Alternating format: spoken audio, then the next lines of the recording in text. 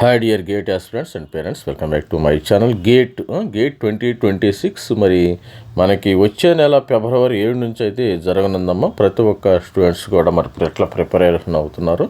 మరి అదేవిధంగా ఈ వీడియోలో డిఆర్డిఓ కట్ ఆఫ్, డిఆర్డిఓకి సంబంధించిన కట్ ఆఫ్, దీనికి సంబంధించిన నోటిఫికేషన్ కూడా ఆల్రెడీ వచ్చింది. We're waiting for only results అనమాట. రిజల్ట్స్ వచ్చిన తర్వాత మీరు అప్లికేషన్ ప్రాసెస్ అయితే స్టార్ట్ చేయొచ్చు. ప్రతి ఒక్కరు కూడా కష్టపడి చదవండి. డిఆర్డిఓలో కాకపోతే ఐఐటి, ఐఏసి, బెంగళూరు ఇలా మంచి మంచి ఇన్స్టిట్యూట్లో మీరు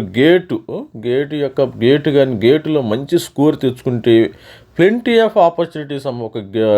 మరి డిఆర్డిఓ అనే కాదు, ఈ వీడియోలో డిఆర్డిఓ కట్ ఆఫ్ ఏ విధంగా ఉందో ఒకసారి చూద్దాం. వీడియోని అయితే లైక్ చేయండి, షేర్ చేయండి, సబ్స్క్రైబ్ చేసుకోండి. సబ్స్క్రైబ్ చేసుకుంటే ఇలాంటి మంచి మంచి విషయాలు మీకు వచ్చే అవకాశం అయితే ఉంది. ఇప్పుడు డిఆర్డిఓ కట్ ఆఫ్ చూద్దాం. మీరు చూసినట్టయితే ఆల్రెడీ నేను వీడియో చేయటం అయితే జరిగింది. Recruitment of valid GATE score for direct recruitment ఏదో డిఆర్డిఓ. గేట్ స్కోర్ ద్వారా మనకి డిఆర్డిఓలో మరి డైరెక్ట్ రిక్రూట్మెంట్ అయితే స్టార్ట్ అయింది. దీనికి సంబంధించిన అప్లికేషన్, విధి విధానాలు అయితే ఇంకా కంప్లీట్ నోటిఫికేషన్ అయితే రానుంది. అంటే we're waiting for the GATE results వచ్చిన తర్వాత నోటిఫికేషన్ వచ్చే అవకాశం.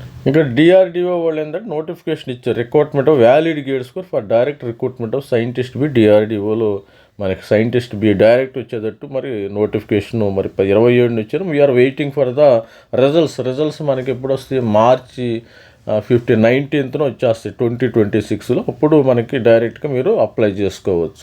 ఇక్కడ చూడండి, the candidate belongs to the psychologist. ఇక్కడ వ్యాలిడ్ గేట్స్ కూడా detailed advertisement along with eligibility కంటే will be notified in the employment news as well as the when requirement arises. మరి అదేవిధంగా direct only those candidates who will passes valid GATE score on a crucial date of eligibility will be considered for short listing the return test and interview. మరి దీనికి సంబంధించిన cut off ఒకసారి చూద్దాం. DRDO GATE cut off బ్రీఫ్గా civil engineering, CSC, computer engineering, electrical engineering, electronics communication, mechanical engineering, ఈ విధంగా మరి మన దగ్గర ఉండటం అయితే జరిగింది. దీనికి ఎక్స్పెక్టెడ్ కట్ ఆఫ్ మరి మనకు 1000 స్కోర్ పెడతాం కదా, 1000 స్కోర్ మ్యాక్సిమం స్కోర్ 1000 పెడతారు గేట్ ఎగ్జామినేషన్లో. 1000 స్కోర్కి ప్రతి student civil last year cut off ఏ విధంగా ఉంది? ఓబీసీ 816 అన్నమాట. సివిల్లో కొద్దిగా కాంపిటీషన్ ఉంటుంది కాబట్టి 869, ఎస్సీలో 717 కాంపిటీషన్ వచ్చేసింది. ఇక్కడ కంప్యూటర్ సైన్స్ ఇంజనీరింగ్లో అన్రిజర్వ్డ్ 697, సిఎస్సి వాళ్ళ కట్ ఆఫ్ 697, ఈడబ్ల్యూఎస్ మరి 457, మరి ఓబీసీ అయితే మరి 519 ఉంది, ఎస్సీకి 444, 352. అంటే మీకు మార్క్స్ అనొచ్చు, ఎన్ని మార్క్స్ రావచ్చు. ఇక్కడ 440 అంటే మీకు ఒక 40 నుంచి 50 మార్కులు వస్తే సరిపోతుందాం. ఇక్కడ ఒక 60 మార్కులు ఓబీసీ స్టూడెంట్స్కి 60 మార్కులు అంటే 100 మార్కులకి. ఇక కనీసం ఒక 40 మార్క్స్ ఎస్టీ స్టూడెంట్స్కి ఒక 40 మార్క్స్కి వచ్చినా కానీ మీకు ఈ స్కోర్ అయితే వచ్చే అవకాశం ఉంది. ఎలక్ట్రికల్ ఇంజనీరింగ్లో 993. ఇక్కడ మ్యాక్సిమం మీకు ఒక 70 మార్కులు రావాలి స్టూడెంట్స్కి. 70 మార్క్స్ మనం ఆల్రెడీ వీడియో చేయటం కూడా జరిగింది, ఎన్ని మార్క్స్ రావాలో కూడా. 70 మార్క్స్ ఆ రేంజ్లో మీకు ఎలక్ట్రికల్ ఇంజనీరింగ్ వస్తే అన్రిజర్వ్డ్లో జనరల్ స్టూడెంట్స్కి ఇక్కడ వస్తుంది. ఇక్కడ ఒక 55 నుంచి 60 మార్కులు, 60 మార్కులు ఇక్కడ రావాలి ఎస్సీ స్టూడెంట్స్కి.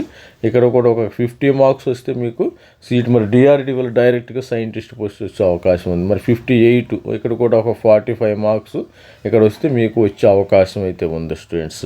మరి ఎలక్ట్రానిక్స్ అండ్ కమ్యూనికేషను అన్రిజర్వ్డ్ కోటాలో మనకి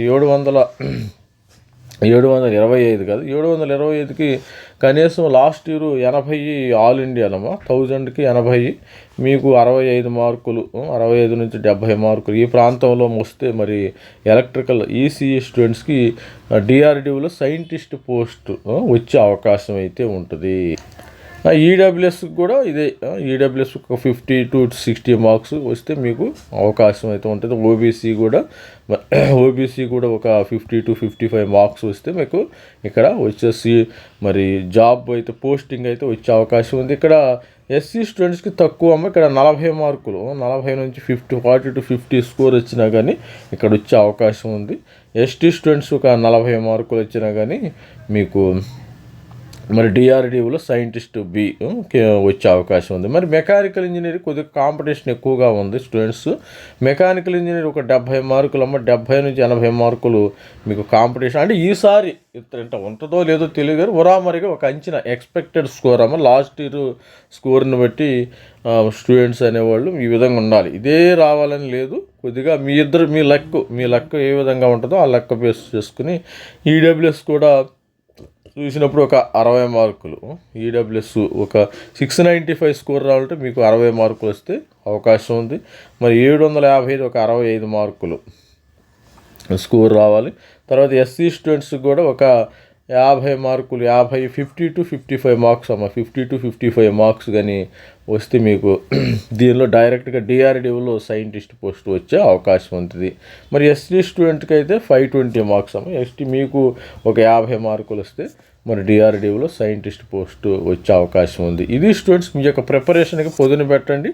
మనకి మార్చి మరి ఫిబ్రవరి 7th 14th ఆ రోజుల్లో మరి ఎగ్జామినేషన్ ఉంటుంది కాబట్టి ప్రతి ఒక్కరు కూడా మరి కష్టపడి చదవండి. డిఆర్డిఓ కాకపోతే ఇంకోటి వచ్చింది, అందుకని ఎగ్జాక్ట్గా డిఆర్డిఓలు రావాలని లేదు కదా, ఇది ఒక ఎక్స్పెక్టెడ్ కట్ ఆఫ్గా చెప్పడం అయితే జరుగుతుంది. ప్రతి ఒక్కరు కూడా మరి ఛానల్ని లైక్ చేయండి, షేర్ చేయండి, సబ్స్క్రైబ్ చేసుకుంటే ఇలాంటి మంచి మంచి అప్డేట్స్ మీకు రావటం అయితే జరుగుతుంది. మరి ఇంకా మనకి 40 డేస్ మాత్రమే టైం ఉంది.